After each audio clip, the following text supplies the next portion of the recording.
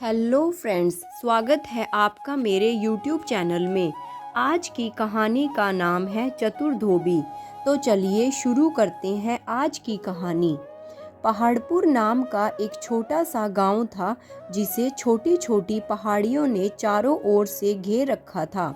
गांव की आबादी बहुत ही कम थी। यह गांव एक दूर दराज के इलाके में था। गांव तक पहुंचने के लिए एक छोटी सी सड़क थी। गांव के आसपास का ज़्यादातर इलाका बहुत बंजर था। दूर दूर तक फसल और पेड़ बहुत ही कम नजर आते थे। गांव में सिर्फ एक ही बड़ा सा पीपल का पेड़ था। उस पेड़ की छाया बहुत ही घनी और ठंडी थी। गर्मी के दिनों में पेड़ की छाया में बैठने का बहुत ही आनंद आता था, लेकिन गांव का कोई भी आदमी उस पेड़ की छाया के नज़दीक जाने की हिम्मत नहीं करता था। उसकी वजह यह थी कि पीपल का यह पेड़ गांव के एक लालची और कंजूस बनिए के घर की दीवार के साथ उगा हुआ था। वह इस पेड़ को अपनी संपत्ति समझता था और किसी को भी पेड़ की छांव के नीचे बैठने की इजाज़त नहीं देता था। गांव का धोबी जो सप्ताह में एक दिन बनिए के घर से गंदे कपड़े इकट्ठे कर कर के ले जाता और उन्हें धो सुखाकर कुछ ही दिनों में वापस दे जाता, उसके बदले में बनिया उसे कुछ रुपए दे दिया करता था। एक दिन धोबी ने बनिए के घर से कपड़े इकट्ठे करके अपने गधे पर लादे और वापस चल पड़ा। यह दोपहर का समय था। सूरज सिर पर चमक रहा था। गर्मी से इंसान तो क्या, जानवर भी परेशान नजर आ रहे थे। सभी का बुरा हाल था। धोबी जब बनिए के घर से बाहर निकला तो उसने पीपल के पेड़ की ठंडी और घनी छांव देखी। भयंकर गर्मी के मौसम में वह ठंडी जगह देखकर धोबी का मन मचल उठा। उसने सोचा कि अगर इस पेड़ के नीचे कुछ देर आराम कर लूं तो मज़ा आ जाएगा। यह सोचकर धोबी पेड़ के नीचे आराम करने लगा। ठंडी ठंडी हवा और छाँव में जल्दी ही उसे नींद आ गई। वह खर्राटे लेने लगा। ठीक उसी समय बनिया किसी काम से घर से बाहर आया तो धोबी को इतने आराम से पीपल की छाँव में आराम करते देखकर उसका पारा चढ़ गया। उसने लात मारकर धोबी को जगाया और चीखते हुए पूछने लगा, तुझे इस जगह पर सोने की इजाज़त किसने दी? धोबी बेचारा हड़बड़ा कर खड़ा हो गया। वह बहुत ही शर्मिंदा था और सर झुकाकर कहने लगा, मुझे माफ़ कर दीजिए हुजूर, मैं थका हुआ था, गर्मी भी बहुत थी। पीपल की ठंडी छांव देखकर मुझसे रहा न गया, इसलिए कुछ देर इसके नीचे बैठ गया। ना जाने कब मेरी आंख लग गई। यह सुनकर बनिए को और भी ज़्यादा गुस्सा आ गया। वह चीखने लगा, यह ज़मीन तुम्हारी नहीं है। सारा गांव जानता है कि यह पेड़ मेरा है। मैं इसके नीचे किसी को भी रुकने की इजाज़त नहीं दे सकता। धोबी ने कहा, हुजूर, मैं आपके कपड़े बरसों से धो रहा हूँ। मेरा बाप भी आपकी सेवा करता था। अगर मैंने 2 घड़ी आपके पेड़ की छाँव में आराम कर लिया तो इसमें आपका क्या नुकसान है? अपने काम के बदले में मुझे इतना तो हक मिलना ही चाहिए। यह सुनकर बनिया अकड़ गया और कहने लगा, अगर तुम हमारे कपड़े धोते हो तो उसके बदले में तुम्हें पैसे मिलते हैं। मुफ्त में यह तुम काम नहीं करते। तुम्हें एक घड़ी भी इस पेड़ की छाँव में आराम करने का अधिकार नहीं है।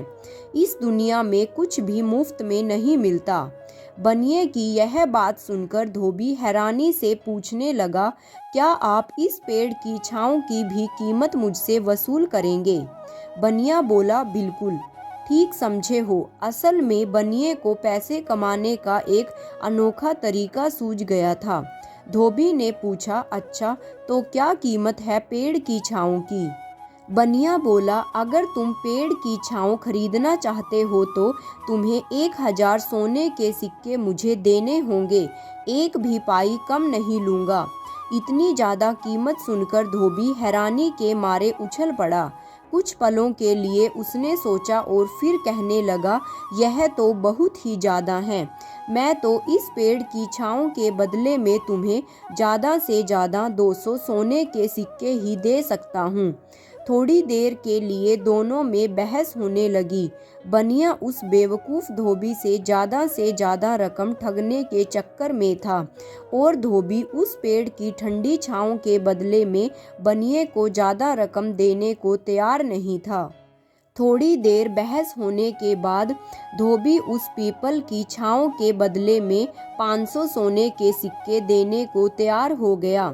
बनिए ने उसकी यह पेशकश कबूल कर ली। वह खुश था कि मुफ्त में ही इतनी बड़ी रकम हाथ में आ रही है। यह भी तय हो गया कि कल गांव के सरपंच को गवाह बनाकर एक लिखित समझौता तैयार कर लिया जाएगा और धोबी पीपल की पेड़ की छाँव की कीमत बनिए को नकद के रूप में देगा। दोनों उस लिखित समझौते पर अपने हस्ताक्षर भी करेंगे। इसके बाद ही पीपल की पेड़ की छाँव धोबी की संपत्ति बन जाएगी। सारा मामला तय हो जाने के बाद धोबी सोच विचार करता हुआ अपने घर वापस आ गया। दूसरी तरफ बनिया बहुत ही खुश था कि उसने धोबी को अच्छा बेवकूफ़ बना दिया और एक मोटी रकम ठग ली। यह रकम तो उसे मुफ्त में ही मिल रही थी। आखिर पेड़ की छाँव की भी कोई कीमत होती है क्या? और छाँव भी ऐसी जिसके नीचे ना तो वह आज तक खुद और ना ही उसके परिवार का कोई सदस्य बैठा होगा। बनिए ने फैसला किया कि वह इस रकम से एक खेत खरीद लेगा। बनिए ने तो अपने विचार में धोबी को धोखा दे दिया था, मगर धोबी भी इतना बेवकूफ़ नहीं था जितना बनिया उसे समझ रहा था। धोबी ने बदला लेने के लिए अपने दिमाग में एक तरकीब सोच ली थी। घर पहुंचकर उसने अपने गधे को उसकी जगह पर बांधा, उस पर लदे हुए कपड़े उतार कर एक तरफ रखे और अपनी पत्नी से कहने लगा, सुनो, मुझे अपने सोने के गहने दे दो। मैं उन्हें गिरवी रखकर सुनार से कुछ रकम लेना चाहता हूँ। उसकी बीवी यह बात सुनकर हैरान रह गई और पूछने लगी, इतनी बड़ी रकम की एकदम से क्या जरूरत आन पड़ी? धोबी ने कहा, मैं बनिए के घर के बाहर जो पीपल का पेड़ है उसकी छाँव खरीदना चाहता हूँ। मैं इस गर्मी के मौसम में उसके नीचे आराम किया करूँगा। धोबी की बात सुनकर उसकी पत्नी को अपने कानों पर यकीन नहीं आया। वह सोचने लगी कि शायद उसके पति का दिमाग खराब हो गया है। क्या कभी किसी ने पेड़ की छाया भी खरीदी है? क्या पेड़ की छाया भी भला किसी की संपत्ति हो सकती है? वह धोबी को समझाने की कोशिश करने लगी कि यह बेवकूफ़ी मत करो। इस तरह से तुम अपने गहनों से भी हाथ धो दोगे, क्योंकि दोबारा तुमसे पेड़ की छाँव को कोई नहीं खरीदेगा और तुम्हारी रकम भी तुम्हें वापस नहीं मिलेगी। लेकिन धोबी अपने फैसले से टस से मस न हुआ। उसने अपनी पत्नी की बात को सुनने और समझने की कोशिश नहीं की। उसकी पत्नी फिर से कहने लगी, मेरी तो सलाह यह है कि जेवरात बेचकर तुम कोई खेत खरीद लो, उस पर फसल लगाओ जिसे बेचकर तुम्हें ज़्यादा मुनाफा होगा और तुम अमीर आदमी बन सकोगे। धोबी कहने लगा, देखो भाग्यवान, पहली बात तो यह कि मैं एक धोबी हूँ, मुझे सिर्फ यही काम आता है। मैं रातों रात किसान नहीं बन सकता। खेत में हल चलाना, बीज बोना और फसल बेचना, यह मेरे बस की बात नहीं है। मैं 10 साल तक खेत में मेहनत करके भी उतनी रकम नहीं कमा सकता जितनी इस पेड़ की छाँव से 6 महीने में कमा लूँगा, और उसके बाद तुम्हारे गहने भी तुम्हें वापस लौटा दूंगा। धोबी की पत्नी समझ गई कि उसके पति का इरादा बदलने वाला नहीं है, इसलिए उसने और ज़्यादा बहस नहीं की। चुपचाप गहनों की पोटली लाकर अपने पति के हवाले कर दी। धोबी गांव के सुनार के पास पहुंचा। और यह गहने उसके पास गिरवी रखकर सोने के 500 सिक्के उधार ले लिए। दूसरे दिन पहले से ही निश्चित किए गए समय पर सोने के सिक्कों से भरी हुई थैली लेकर वह समझौते पर हस्ताक्षर करने के लिए सरपंच के पास पहुंच गया। बनिया पहले से ही वहां पर मौजूद था। गांव के और भी बहुत से लोग वहां पर आए हुए थे। सभी इस अजीबोगरीब सौदे पर हैरान थे।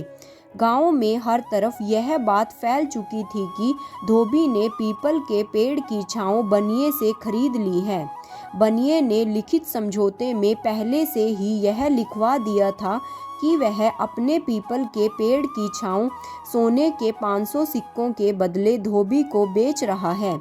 उन दोनों में से जो भी आदमी इस समझौते को तोड़ने की कोशिश करेगा वह दूसरे आदमी को 1000 सोने के सिक्के जुर्माने के तौर पर देगा। इस समझौते पर बनिए ने दस्तखत कर दिए, लेकिन धोबी क्योंकि अनपढ़ था इसलिए उसने अपने बाएं हाथ के अंगूठे का निशान लगाया।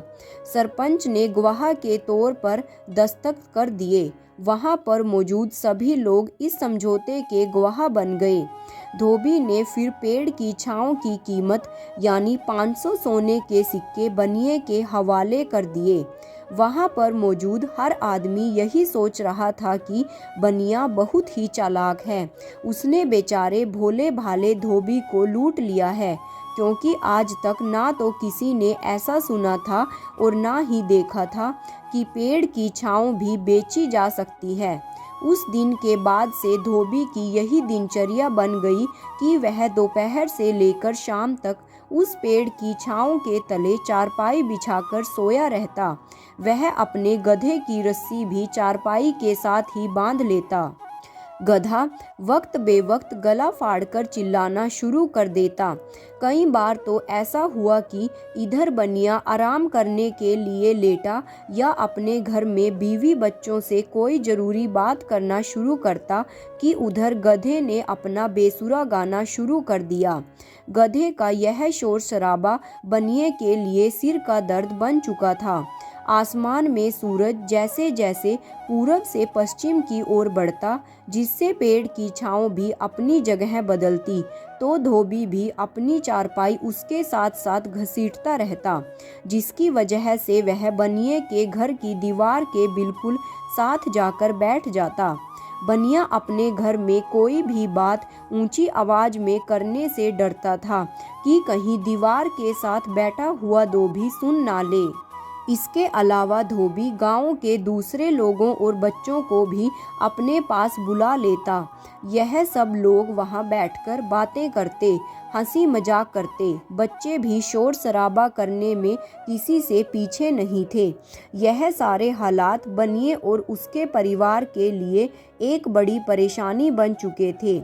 आखिर एक दिन तंग आकर बनिए ने धोबी से बात करने का फैसला किया। वह धोबी से कहने लगा, लगता है तुम मेरे घर पर भी कब्जा करना चाहते हो। तुम्हारा गधा और तुम्हारे जानने वाले सबकी वजह से हमारे आराम और काम में रुकावट आ रही है।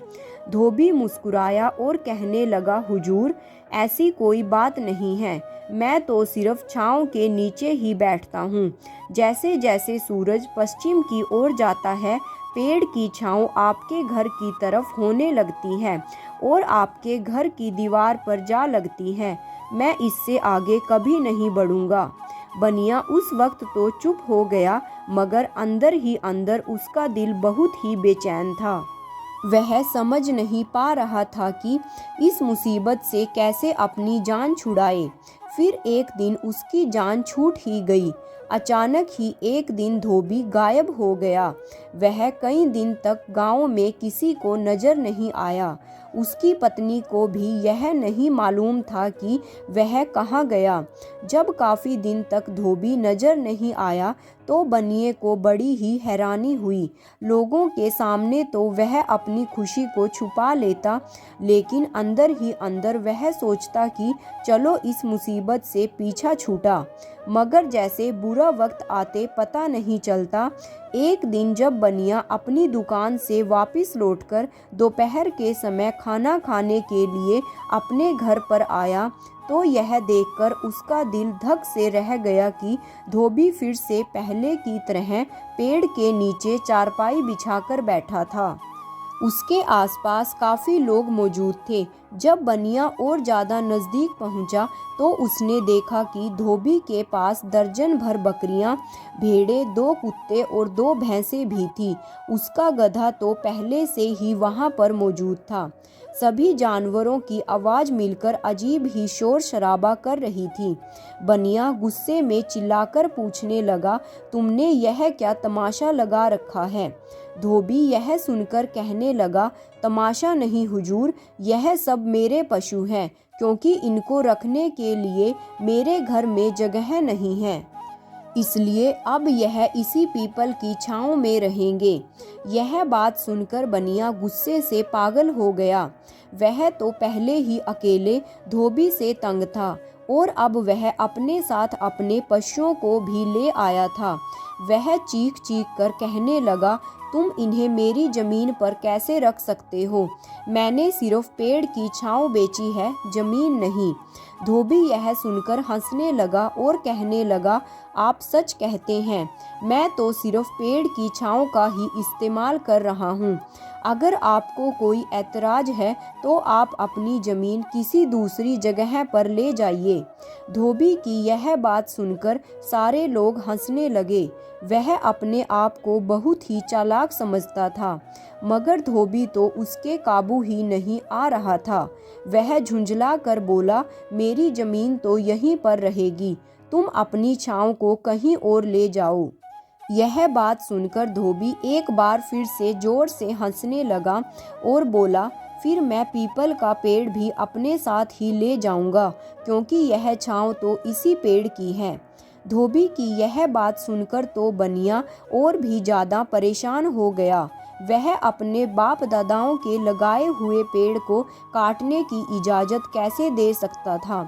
उसने अपने घर वालों, दोस्तों और रिश्तेदारों से सलाह मशवरा किया और फिर यह फैसला हुआ कि धोबी के साथ पेड़ की छांव बेचने का समझौता तोड़ दिया जाए।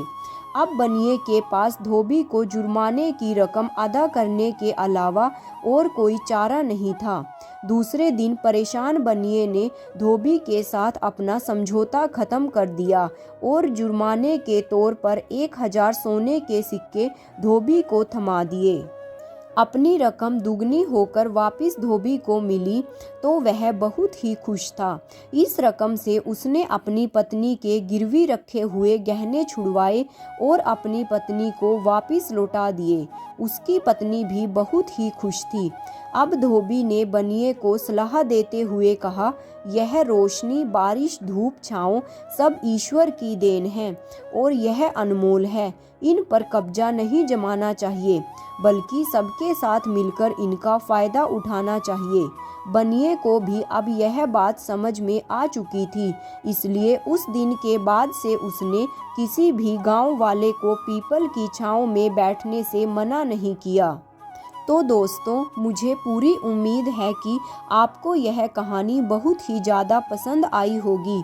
इसी तरह की दिलचस्प कहानियाँ सुनने और देखने के लिए मेरे चैनल को सब्सक्राइब कर लीजिए, वीडियो को लाइक कीजिए और कमेंट करना बिल्कुल मत भूलिएगा।